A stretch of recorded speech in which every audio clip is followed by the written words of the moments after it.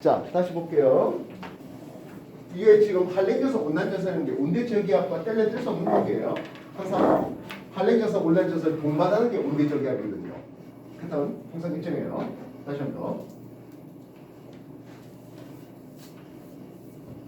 찬국이 따뜻한 국에서 부딪혔다. 네, 온대저기압 만드시는 과정이에요. 그래서 찬 공기가 따뜻한 공기 밑을 파고들고 따뜻한 공기가 밀고 올라가는 과정에서 이제 온대저기압이 형성됩니다. 우리가 북반구에서 저기압의 중심에서 반시계 방향으로 바람이 불어 들어온다라는 것을 기억하셔야 되는데요. 그 패턴을 얘기합니다. 온대 저기압에 대해서 한랭져서 온난져서 있고 풍향이 북서, 남서, 남동 이렇게 됩니다. 글자로 외우는 것도 물론 좋겠습니다만 일단 방향에 대한 정보를 먼저 그려놓고 그리고 항상 바람은 어느 쪽에서 오느냐가 중요하죠. 북쪽에서 오는 바람에 그걸 우리는 북풍이라는 것을 쓴다 했습니다. 여기는 남쪽과 동쪽에서 온다 해서 남동풍, 여기는 남쪽과 서쪽에서 온다 해서 남서풍, 이쪽은 북서풍 되고 있습니다. 그래서 온난이 통과한다는 것은 풍향이 북서풍이었다가 시간의 흐름에 따라서 남서풍으로 풍향이 바뀌게 됩니다. 이해됐습니까? 근데 그 와중에 한랭이 중간에 또다시 통과하겠네요. 한랭이 통과하면 남서풍에서 북서풍의 형태로 풍향이 바뀌게 됩니다. 이해됐습니까? 다시 한 번 더. 북서풍 바람이 이렇게 붑니다. 이해됐습니까? 남서풍 바람이 이렇게 바뀌었습니다. 되겠나요? 다시 남동풍 바람이 이렇게 불다가 다시 말하면 여기 관측자가 있다고요. 아까 봤던 관측자 A 말입니다. 내가 조금 있다가 온난전선이 덮치면 하겠습니다. 지금 당장 남동풍 불고 있는데 온난전선이 덮쳤잖아요. 풍향이 남서풍으로 바뀌죠. 조금 있으면 어떻게 된다? 한랭전선이 덮쳐요. 풍향이 북서풍으로 바뀝니다. 풍향이 시계방으로 바뀌었습니까? 반시계방으로 바뀌었습니까?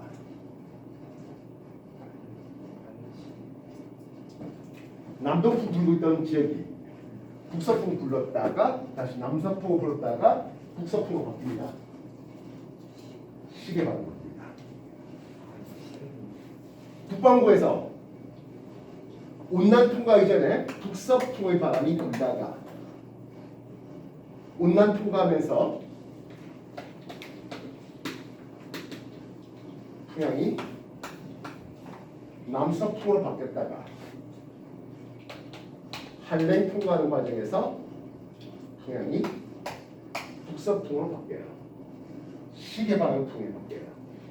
이해됐습니까? 관측자 입장에서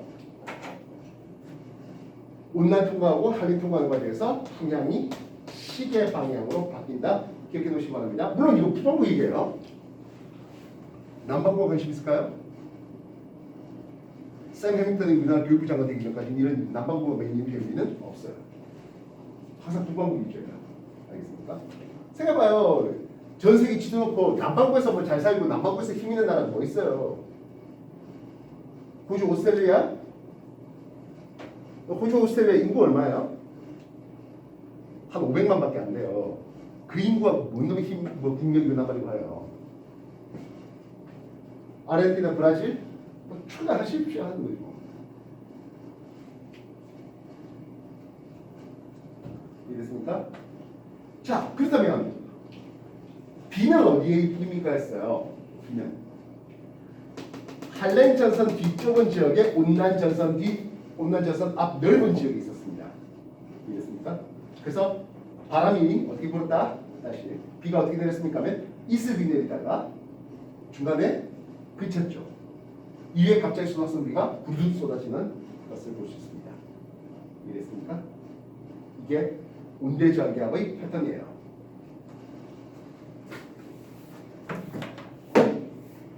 이 온대저기압은요, 우리나라 지역에서 있기 때문에 편서풍을 타고 관측자를 온난 통과하고 한랭 통과하게 될 수밖에 없습니다. 우리나라 지역에서 편서풍 타고 여기나요? 그래서 X축 시간축에 대해서 이때 온난이 통과되겠습니다. 기온은 어떤 그림입니까 하면 온난이 통과되면 따뜻한 공기가 푹 들어옵니다. 이해됐어요? 기온이 쓱 올라가네요. 이때 한랭이 통과되겠습니다. 한랭이 젖은 통과되면서 기온이 쓱 떨어지는 것을 볼 수 있습니다. 이해됐습니까? 됐나요? 관측자 입장에서 온대 저기압이 온난 통과하면서 가까이 오는 거죠. 즉 온난 전선이 통과되는 것을 관측자 이쪽으로 더 생각해 볼게요. 이해됐습니까? 그래서 온대 저기압의 중심에 좀 더 가까워집니다. 기압이 쓱 내려갔다가 이후에 한랭 통과한다는 것은 무거운 공기도 왔겠지만은 온대 저기압 중심이 자기로부터 멀어집니다. 쓱 이렇게 기압이 변화되는 것을 볼 수 있습니다. 이해됐습니까? 바람의 방향, 풍향, 남동풍이 불었습니다. 이해됐습니까? 남동풍이 불었습니다. 남쪽과 동쪽 방에서 옵니다. 자, 근데 여러분들이 일기 기호를 한번 표시해 볼게요. 여기는 구름 잔뜩 꼈죠. 이해됐습니까? 남동풍이 분 건 이렇게 분단하겠습니다. 이해됐어요? 여기 남쪽과 동쪽 방에서 바람이 이렇게 온다는 뜻이에요. 알겠어? 가운데 동그라미는 구름의 양, 음량을 나타냅니다. 꽉 다 채웠다면 구름 잔뜩 껴 있는 거죠. 반절 채웠다면 괭을 보고요. 하나도 없다 하면 맑은 것을 볼 수 있습니다. 이해됐어요? 그리고 이게 풍향에 대한 정보를 나타내는데요. 남쪽과 동쪽 방에서 온다. 풍향이 남동풍이다라고 쓰는 거예요. 이해됐습니까? 그럼 이렇게 써놨어. 그럼 어떻게 된 거야? 서쪽에서 온 게 이제 이렇게 하면 서풍이다라고 쓸 수 있겠습니다. 이해됐습니까? 남쪽과 동쪽 방에서 오는 남동풍이 불고 있는 상황이에요. 이제 날씨가 맑아졌죠? 된 날씨예요. 풍향이 어느 쪽이라고요? 남서풍이 불어요. 이렇게 바꿀 수 있겠네요. 됐습니까? 이 동그라미 앞에 점을 찍어 놓으면 비가 온다는 뜻이고요. 동그라미 앞에 이렇게 놓으면 눈이 내린다는 표시고요. 동그라미 앞에 이렇게 써놓으면 소나기가 내린다는 표시입니다. 동그라미 앞에 이렇게 놓으면 안개 꼈다는 표시입니다. 이해됐습니까? 온난장선 앞쪽에서는 이슬비가 내리고 있기 때문에 이렇게 점을 찍어 놓겠습니다. 이해됐습니까? 여기 뭐 구름 없고요. 이제 한랭전선이 지나가고 있으니까 여기에 한랭전선 지나갈 때 구름 잔뜩 껴놨는데요. 풍향은 북서풍이 풍향이 불고요. 그리고 소나기 강우가 떨어집니다. 이해됐습니까? 정형화된 패턴이에요. 온대저기로 지나갈 때. 이해했어? 여기 중2 때 이거 정확하게 기억해 놓으면 중3, 고1, 고2, 고3, 수능 얼마든지 똑같은 패턴을 계속 공부하는 거예요. 바뀔 거 없어요. 무슨 이해하겠어? 중2 때 이 패턴 배웠는데 고1, 고2 가니까 옛날에는 그렇지 옛날에 배운 건 아니야. 이런 거 없어요. 알겠습니다. 됐나? 여기에 선 하나를 꺼놓으면 5m/s이 되는 거예요. 짧은 선 하나를 꺼내면 2m/s로 쓸 수 있습니다. 이해됐습니까? 자, 그러면 이렇게 해놨습니다. 그냥 5m/s 하겠습니다. 짧은 거 하면 2m/s 되겠죠? 그러면 이렇게 해놓으면 어떻게 되겠어? 5하고 2하고 합해서 7m/s 하면 되겠네요. 이해됐어요? 그래서 요런 깃대 하나는 그래서 풍속에 대한 정보를 나타내고 있습니다. 패턴 이해되겠습니까? 되셨나요? 지금까지 했던 거 다시 한번 좀 해주십시오. 234쪽에 일기도에 사용되는 기호들까지도 한번 봐주시면 좋겠네요.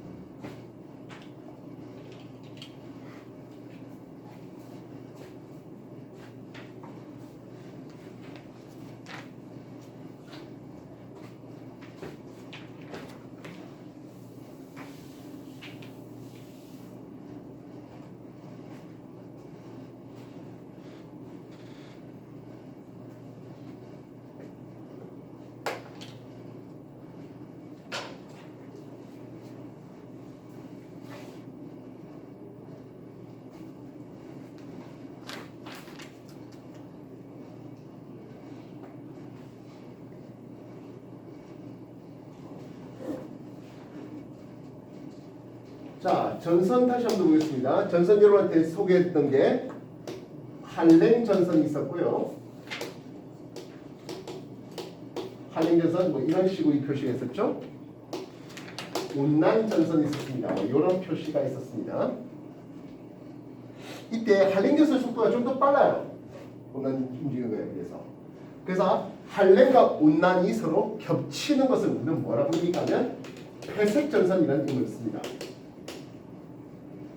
한랭 전선의 속도가 더 빨라서 온난 전선과 겹쳐서 나타나는 이 부분인데요. 한랭, 온난 파트인데 한랭, 온난 이 표시를 둘 다 가지고 있습니다.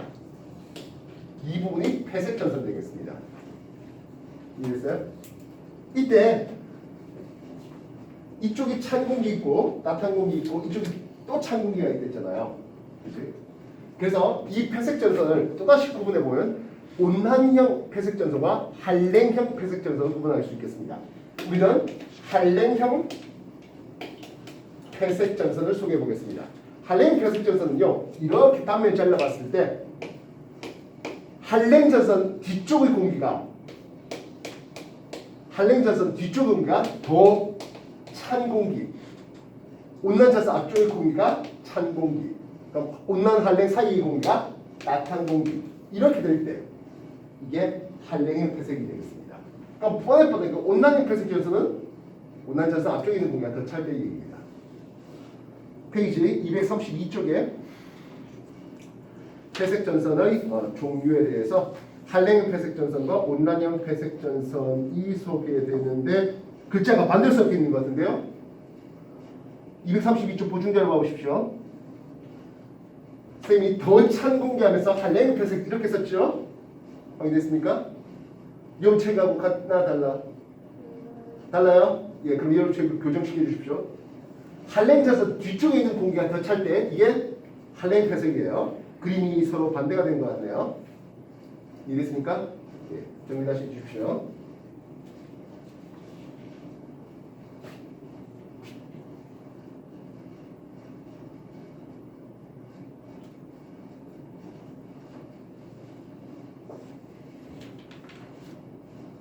그래서 대체로 회색 전선은 남북 방향에 많이 걸쳐져 있습니다.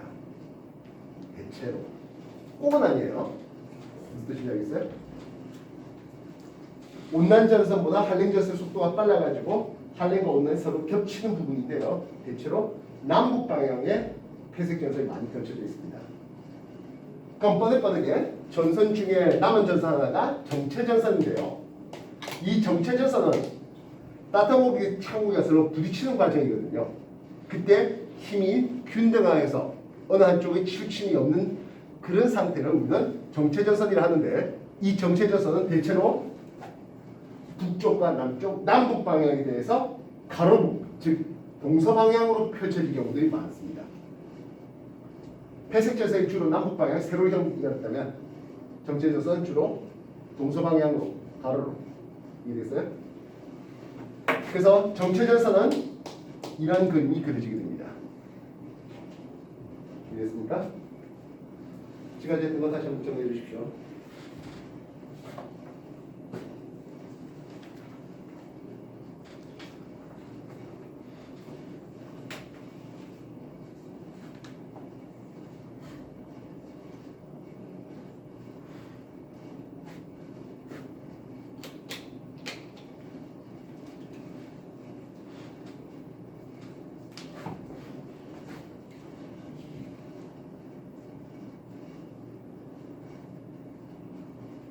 그래서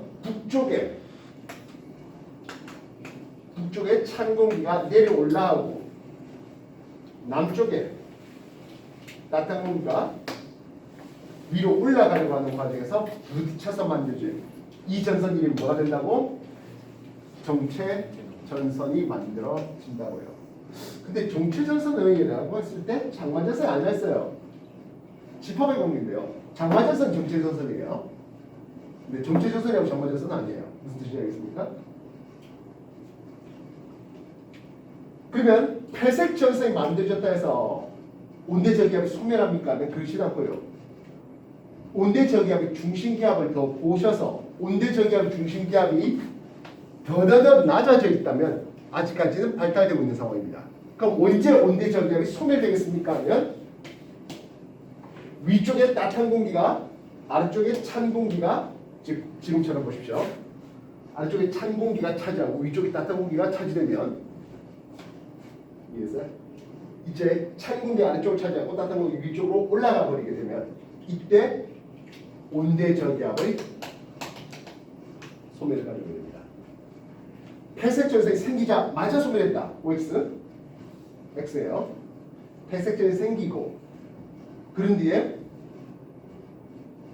온대 저기압의 중심 기압이 올라가면서 그때 왜냐면 저기압이니까 기압이 낮을수록 발달하는 거예요. 기압이 올라가면서 온대 저기압이 소멸되는 거예요. 이해됐습니까? 이렇게 온대 저기압을 찬 공기, 따뜻한 공기가 부딪히는 과정에서 따뜻한 공기가 밀도가 크다 보니까 찬 공기 밀도가 크다 보니까 찬 공기가 아래쪽을 차지하게 되면 즉 이렇게 돼 있는 공기 덩어리보다 이렇게 돼 있는 공기 덩어리가 되면 위치 에너지가 감소하면서 안정화됩니다. 자연기 기본 안정화되려고 하는 과정이에요. 이해됐습니까? 그게 온대 저기압의 발달 상황이고 일평선의 그림이고 매번 이 패턴이에요. 온대 저기압 편성풍 따라서 쭉 지나가면서 온난 지나고 한랭 지나는 거 매번 이 패턴이에요. 온난 지나고 한랭 지나면서 바람이 남도 불다가 남서 불다가 북서로 바뀌는 거 매번 이 패턴이에요. 온대 저기압의 중심이 우리나라를 지나오는 동안에 이슬비가 내리다 살짝 많이 낮았는데 갑자기 소리가 슬쩍 떨어지는 매번 이 패턴이라고요. 이 패턴 기억해 놓으셔야 돼요. 그래서 여러분한테 어느 날에 일기도를 툭 던져놓고 여기 온대저기압이 지나가는 공료를 판단할 수 있어야 되고 또는 일기도에 온대저기압 표시했으면 우리나라의 어느 지역은 예를 들어서 서울 지역은 아직 온대저기압의 앞쪽에 있겠구나. 그러면 앞으로 서울 지역의 날씨가 어떻게 바뀔 것인지 예측하는 거 매번 이 패턴이라고요. 알겠습니까? 지금까지 했던 거 다시 한번 정리하십시오.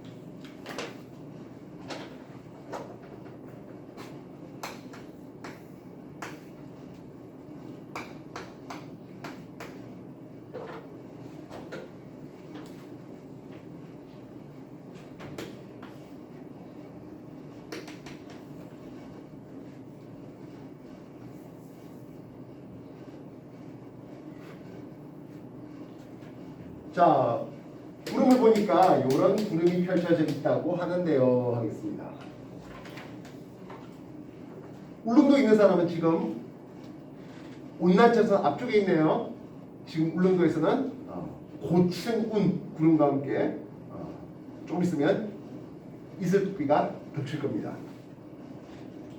서울 지역은 아직은 날씨가 맑은데 조금 있으면 어떤 일이 벌어진다고요? 수납비가 쑥 떨어질 확률이 높겠네요. 이해됐습니까? 나중에 이렇게 등압선이 추가적으로 더 꺼지면서 등압선 관계 좁은 지역에 풍속이 좀 더 강하다 이런 것들이 추가적으로 더 오버해서 나올 수 있겠습니다. 아직은 그려지진 않았습니다. 알겠습니까? 그래서 등압선을 보면 사다리 꼴 모양의 등압선이 그려지는 게 온대 저기압입니다. 온대 저기압이 있으면 뭐도 있을까요? 열대 저기압이 있습니다. 열대 저기압은 태풍이에요. 태풍. 이해했습니까? 태풍은 적도에서 만들어진다. OX. 적도에서 만들어졌다. OX 아니에요. 따뜻한 열대 해상에서 만들어지나 적도에서는 전향력이 없어서 위도 5도에서 25도 사이에 따뜻한 바다에서 태풍 열대 저기압 만들어집니다. 이 만드신 열대 저기압은 수증기 응결열이 에너지원으로서 이동해 오는데 0에서 30도 사이에는 이런 바람이 불어요. 이 바람은 뭐라 불러? 무역풍이라고 부르죠. 무역풍대에서 발생해서 올라오는데 이렇게 올라오는 것은 무역풍이 억눌러요. 그래서 아주 느리게 북상합니다. 전향점이라서 위도 30도 넘어가 버리면 이런 바람이 불어요. 무슨 바람? 그렇죠. 편서풍이에요. 그럼 얘는 가는 데서 편서풍이 밀어주네요. 쓱 이렇게 지나가게 되겠죠. 빠르게. 여기는 느리게. 그래서 여러분들 일계보, 여름철 일계보 한번 보시면 태풍 발생했다면서 우리나라에 한 열흘 있다가 미칠 건데 아직 여기 있어요. 그러면서 하루 이틀 만에 갑자기 이렇게 와버려요. 그래서 이 태풍이 이렇게 가는지 예측에 대해서 여러 나라에서 미국에서 일본에서 우리나라에서 중국에서 발표하는 게 조금씩 유명하게 다르고 누가 좀 더 잘 맞췄는가 뭐 그런 것들 이쪽에 과학기술력 비교하는 걸로 알고 있죠. 이해됐습니까? 이쪽으로 가면 즉 황해바다 이렇게 올라가면 우리나라의 피해가 가장 심해요. 진행바의 오른쪽이 피해가 좀 큰데요. 그래서 매번 아마 여러분들 많이 들어보셨지만 야 이렇게 좀 틀라고 그죠? 이렇게 들면 이제 일본 쪽으로 이제 틀어지는 요 얘기들은 열대 저기야 태풍 얘기는 일단 지금 여러분 학년에서는 잠시 놔두고 한 학년 더 올라가서 공부하도록 할게요. 알겠습니까?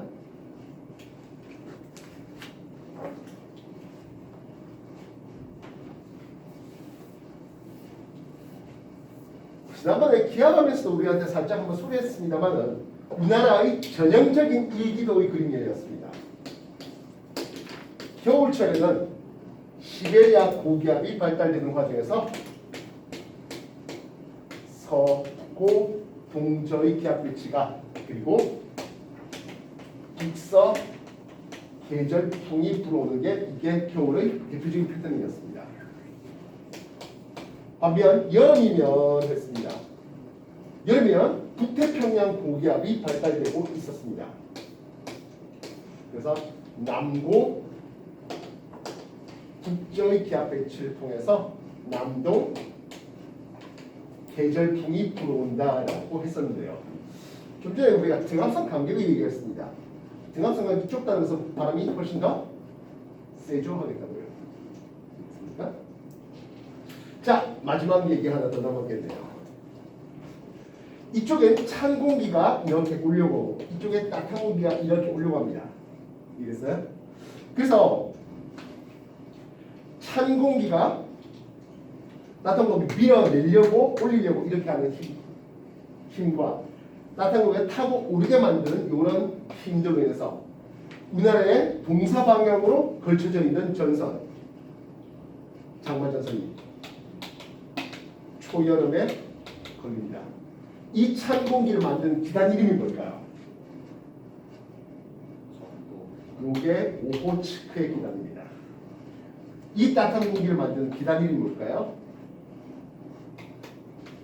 이게 북태평양 기단입니다. 그래서 오호츠크 기단이 힘쓸 때 초여름에 장마가 펼쳐지는 거죠. 잘 봐봐요. 한랭전선 뒤쪽 좁은 구역에 소낙성 비가 내린다 했습니다. 온난전선 앞쪽에 넓은 지역에 이슬비가 내린답니다. 구름이 있다면 장마전선의 위치는 어디에? 구름 하단에 그려야 되겠습니다. 장마전선을 그렸잖아요. 이해됐습니까? 장마전선을 그렸다면 장마전선보다 북쪽에 구름에 비가 내리는 겁니다. 이해됐습니까? 그래서 인천하고 제주 지금 누가 비 오고 있다고요? 인천 쪽에 비 오고 있네요. 이해됐어요? 구름 양이 제시되어 있다면 구름의 하단부에 장마전선을 그리세요. 장마전선이 제시됐다면 장마전선의 북쪽에 비가 오고 있어요. 패턴 알겠죠? 내부 쪽 같은 패턴이에요. 고덕이 올라가니까 이거 반대되게 가르친다? 절대로요. 이해했어? 페이지 235쪽까지 내용 정리하시고 237쪽까지 개념 가지기 문제 풀겠습니다. 시작하십시오.